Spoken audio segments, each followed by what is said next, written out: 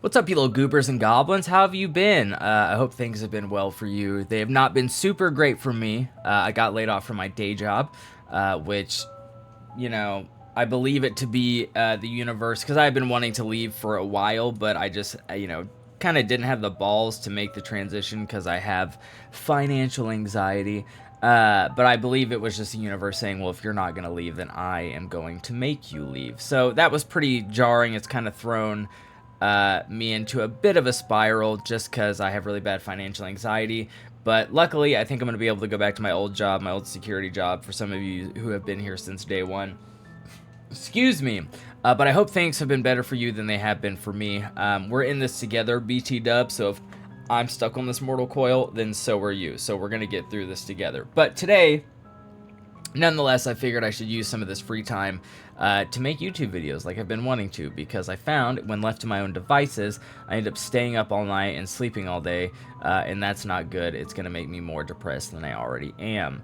So today we're going to be talking about some super not chill ways to die. It's a known fact that since the beginning of time, humans have been really good at killing each other. Just really creative with it. Like, I bet if you found the most boring person you could think of and you're like, hey man, can you come up with a way to die that sounds not really fun at all? They would probably give you something pretty good, to be honest.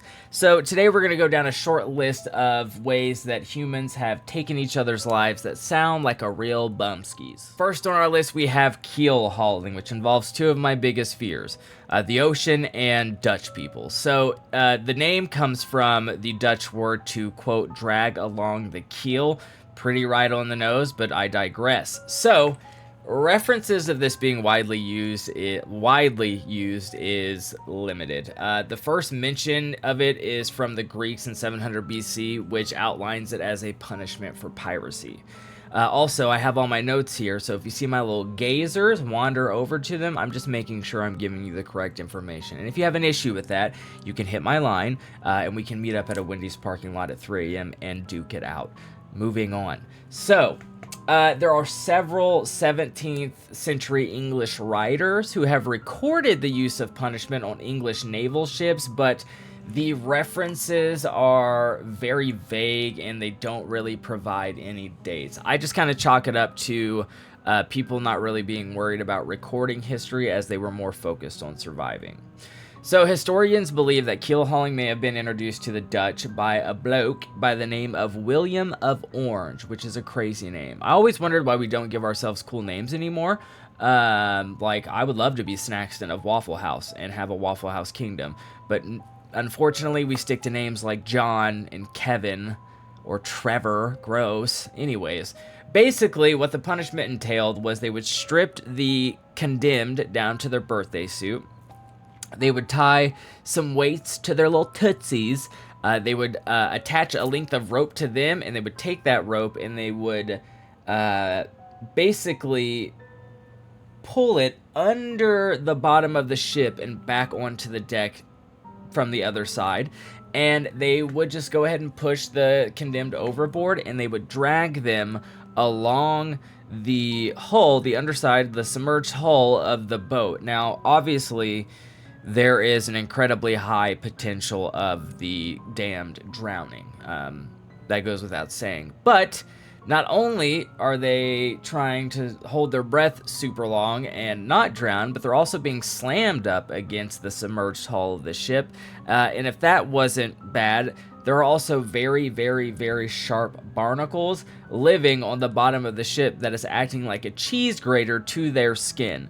So when they get pulled up to the deck of the ship once more, if they are fortunate enough to survive, 9 times out of 10 they die of infection from their lacerations, because these barnacles have put deep, deep gashes into their skin. Sounds horrible, to be honest with you. Now, our next pick is not exactly the pinnacle of creativity, but boy, howdy does it get the job done. So, the breaking wheel was a torture method used for public executions throughout the Middle Ages up into around the 19th century. Mainly, it was used in Europe. People who were convicted as like murderers, rapists, traitors, and robbers were sent to face the wheel. Now, I've seen two ways of the breaking wheel being used or described how it's used. One way is that they would escort the condemned up onto a public stage.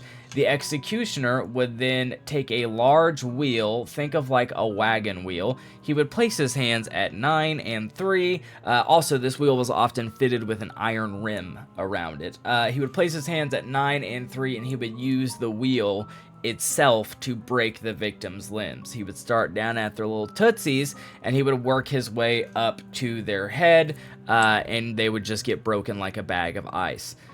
Sometimes wooden blocks would be placed under the victim's limbs, so they were like wooden blocks in the shape of a triangle, and they were long, and they would place them under their legs, and they would space them out, and then just place them in intervals of however many, and that would make the breaking of the limbs much easier for the executioner.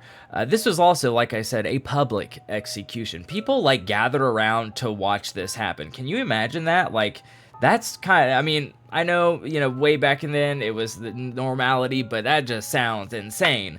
Like, you're talking with your mate and you're just like, oh yeah, man, did you see Bartholomew got a sternum crush last week? Looks like old Jebediah's up next, so let's get down there and see this happen. I had my little phase of watching terrible things happen to people on the internet, but like, dude, I don't know. Different times. I just cannot imagine watching this on a public stage. So after the victim was sufficiently broken, they would then basically braid the broken appendages through the spokes of the wheel, and then they would be hoisted up on a large pole for public display. Braiding someone's appendages is a horrific sentence that I never thought I would have to say. But that was one way I've seen, read about the breaking wheel being used. The next way, for some reason, makes more sense to me. Basically, what would happen is they would bring the condemned up on a public stage. They would then tie him to a very large wheel. So he would be tied to the wheel, and then the executioner would use a club or just a big old stick, because big old stick, it's a classic, you can't go wrong with it. And then he would use that club, or usually I think there was two, they would use that club to break their limbs and eventually bash them to death while they were restrained to this giant wheel. Now, our last one wasn't quite the pinnacle of creativity. We weren't exactly reinventing the wheel, no pun intended, just using it to break people's limbs. But the next one does get a gold star for thinking outside of the box, and that's going to be bamboo torture. So, bamboo torture was reportedly used in East and South Asia, in China, India, and especially Japan. Full disclaimer, though, the evidence that this was actually used is very slim. It's one of those that it's not recorded a lot in history, but nonetheless, it's very creative. It would be a very gnarly way to go. It sounds pretty outlandish and just not plausible, to be honest with you, but Mythbusters did an episode in 2008 and found out that it was indeed possible to do this. So, it was reported that the use of bamboo as punishment was widely used in Ceylon, I believe that's how you say it, or officially known as the Democratic Socialist Republic of Sri Lanka in the 1820s. In this form of execution, the victim would be tied down nice and tight over a grouping of bamboo sprouts, and that was it. That's all they did. They just left him there, which, in theory, doesn't sound too bad. You're like, okay, it's going to take a while for this plant to get anywhere near, to grow anywhere near me, so maybe I've got some time to think of an escape plan. Well, what most people don't realize is that bamboo grows fast as a mother trucker, dog. Some species of bamboo have been reported to grow up to almost 3 feet in a day, which is insane. So essentially, the person would be stuck lying there until the Sonic of Hedgehog of plants would eventually begin to grow so tall that it would make its way up through their skin, impaling them and eventually killing them, which is hella gnarly. If the morbid aspects of life do not pique your curiosity, which if that's the case, then why are you here? You've probably heard of this little number, and that would be death by rats. Dating back as early as the Dutch Revolt of the 1600s, there they are again. The Dutch got my freaking eyes on you, dude. All the way up to like literally the 80s. Rats have been used to instill fear and inflict pain on people, which is just sounds horrifying in itself. Which is whack though, because rats are like super cute little babies, and they don't deserve to be doing all that. This particular method though we're going to be talking about is that of a burrowing rat. Now, that's not a type of rat. That is just, I made that up. It's not real. But burrowing is just what the rat's going to be doing. So basically, what would happen, again, this is a very, even before I was a little weirdo, and maybe this was my introduction to being fascinated with this kind of stuff. I've heard of this method way, so it's pretty common. It's common knowledge, okay? Basically what would happen is the prisoner would be tied down nice and tight, and then a rat would be placed on their tum-tum, and the person administering the punishment would then cover the rat with a bowl that would be placed upside down over the rat. And once the rat was nice and snug between, the victim's abdomen and the bowl, the torturer would then start placing hot coals on top of said bowl. This would cause the space where the rat was or between the rat and the tummy, to be heated up, and rats, like humans, aren't particularly keen. Sorry, my split tongue, actually, sidebar. My split tongue, I've noticed, people are like, oh, have you had any issues since you got your tongue split? Not really, but I have found now that my tongue is split in half, there are certain words that are harder for me to say that wouldn't have been harder for me to say when I had a full intact tongue. So if you ever are curious about getting your tongue split, just know you might have to relearn some words, because the dual tongues makes it a little hard to say. As I was saying, rats aren't particularly keen on being slow roasted alive, so they would begin to look for an exit.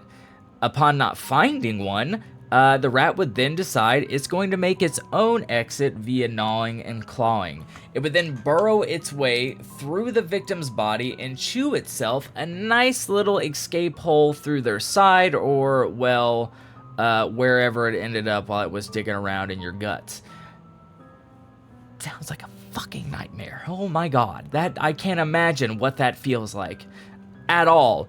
There were other there were other methods of rat torture that were popular, especially with South American dictators, apparently, which involved putting a live rat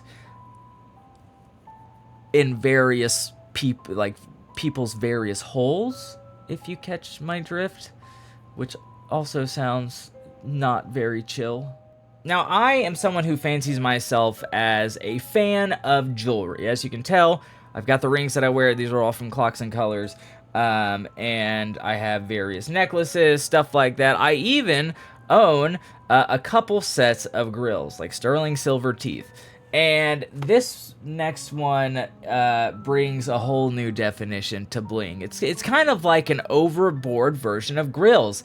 Again, the ones that go in your teeth, not the ones that your dad, flips burgers on in a fresh new pair of New Balances.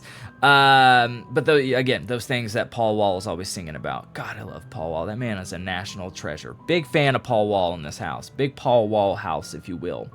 This is a pro Paul Wall YouTube channel. Anyways, I'm talking about death by gold. Now, again, this is one of those ones that there's not a lot of evidence that it happened, but it's believed to have happened before. So just a little disclaimer. Now, the most popular case of this supposedly happening was a Roman emperor named Valerian the Elder. During Valerian's rule in 253 CE, Rome was going through a crisis era. And, I'm sorry, backtrack. They were going through what is regarded as the crisis of the 3rd century, which took place in 235 to 284. Shit was not great. Not chill at all in those times. I think like in 50 years they went through like they went through like 30 emperors, because every time they got one into power, they would just like kill him. They're like, we don't like you, we're gonna go ahead and murder you.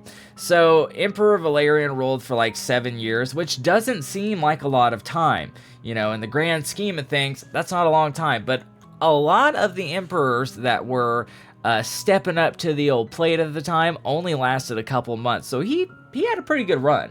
Now, you know, he was killing it, but unfortunately, that ship came to a quick end when he was captured by the Persians. Womp womp. So King Shapur I of Persia did quite a number on Emperor Valerian, forcing him to live in abysmal slave conditions, you know, which, think of it like you're going from living in high society royalty, you're an emperor, to living in these horrible conditions. He even used him as his personal footstool for all to see and just basically humiliated the shit out of him all the time. Now, when Shapur was done playing with Emperor Valerian, you know, playing with his food, he decided to finally end Valerian's life by just doing a little number of melting down a bunch of gold, and then he put the emperor on his knees and doused, or made him open his mouth and poured this hot gold down his throat. I believe there's like a scene in Game of Thrones where this happens too. But that sounds horrible. God, like some of these methods, I just can't even like I prided myself on being a person who's really good at like putting myself in this scenario and just thinking about like what that would feel like, but I can't even imagine what that would feel like. Lastly, on our list of things you wish you could do to people who are rude to service industry workers is, drumroll please, scaphism, which, you know, the name of it, scaphism? I think it's scaphism.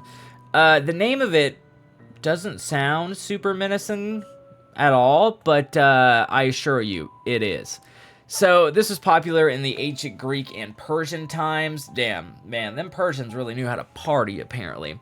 Scaphism really sounds, honestly, like one of the worst ways. Once you learn about it, it sounds like one of the worst ways to go. So basically what would happen is the victim would be stripped down to their bare little Hank Hill booty. They would be then tied to a small boat. This boat would roughly be the size of the person, so there's not a lot of room to move around. They were then firmly strapped in place, and they would be fed. And not like in a fun way, like, oh, let me get some of them grapes over there, dog. Let me have a date or two. They would be force-fed a diet of milk and honey. They would shovel this milk and honey down their throats until their stomach was, like, literally about to rupture.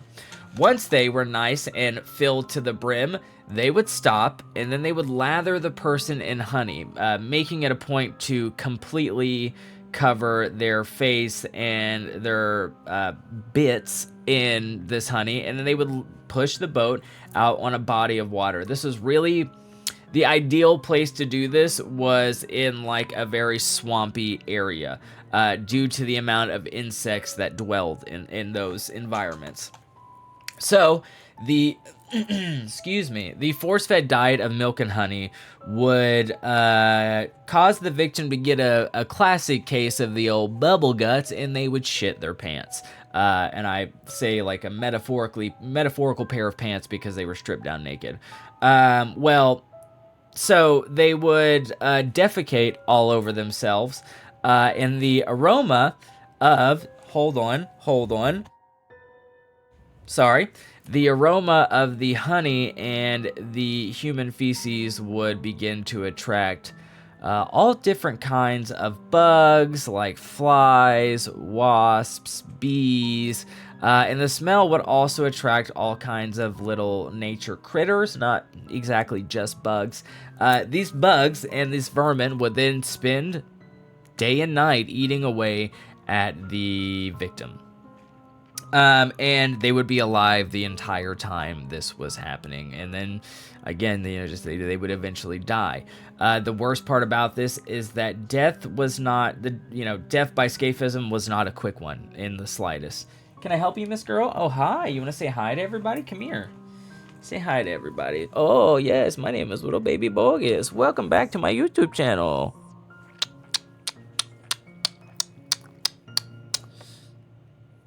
Are you a YouTube star? Yeah. She's the star of the show. I love how chill she is. She just does not give a dim a damn. Mwah, mwah, mwah, mwah. I love you. I love you. Can you say hi to people? Can you say hi? Come on. Say hi. She's like, I hate you, Dad. Say hi. Your sister is good at saying hi. You don't like saying hi. All right, go on. Go on, big girl. Cover me in your hair. Like I was saying, death by scaphism was not a quick one in the slightest. You were going to suffer.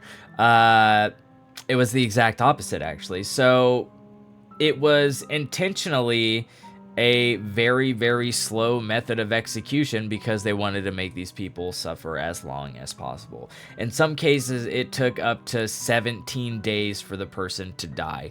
And that's being generous. Like it could last very well, depending on how many insects got to you and how many critters got to you. I mean, can you imagine these insects are like eating you up, probably like laying eggs in your lesions and stuff like that. Gross. I don't even want to think about it. Disgusting. But that concludes our list of Super Bumskie's Way to Die. That's a working title. I'll figure out something else.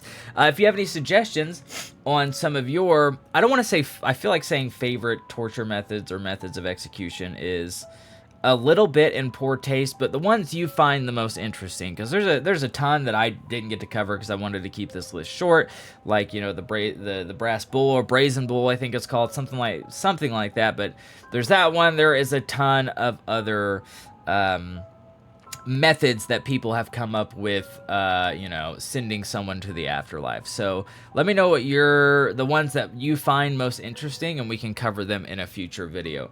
We're always still streaming on Twitch, usually at anywhere from 8:30 to 9:30 Central Corn Time. I'll leave all the links to my other stuff in the description of this video. But yeah, leave a comment. Let me know what you want to get covered next. I am working on some...